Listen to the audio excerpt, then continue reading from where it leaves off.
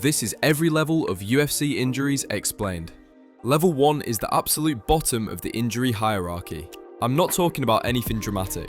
I'm talking about the stuff fighters are expected to ignore. Things like jammed fingers, bruised ribs, minor foot fractures. Justin Gaethje has fought with broken hands more times than anyone can count. Kamaru Usman once fought a full camp with a broken foot and didn't even mention it until after the fight. At this level, injuries don't excuse anything. They're just part of the job. Level 2 is visible damage, but still considered normal in the UFC.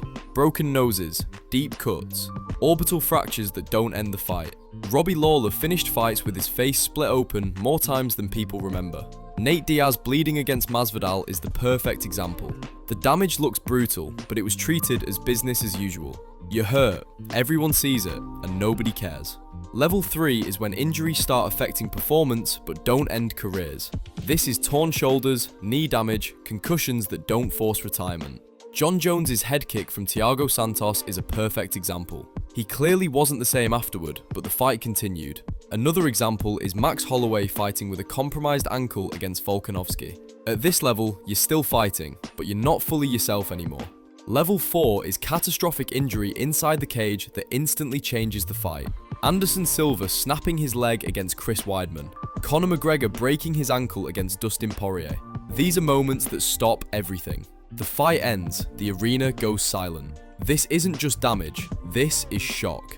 Level 5 is permanent physical decline caused by accumulated injuries. Kamaru Usman's knees after years of wars. Tony Ferguson's chin after too many knockdowns. These fighters didn't lose skill, their bodies just couldn't keep up anymore. This is where legends start falling fast. Not because they forgot how to fight, but because their durability was gone. Level 6 is life-altering injury. Chris Weidman breaking his leg is the clearest example. He's never walked the same since. Or when TJ Dillashaw's shoulder dislocated at UFC 280.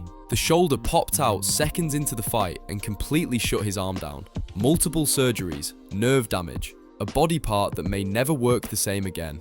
At this level, fighting isn't the main concern anymore. Daily life is. Level 7 is the most serious level of all. Brain damage.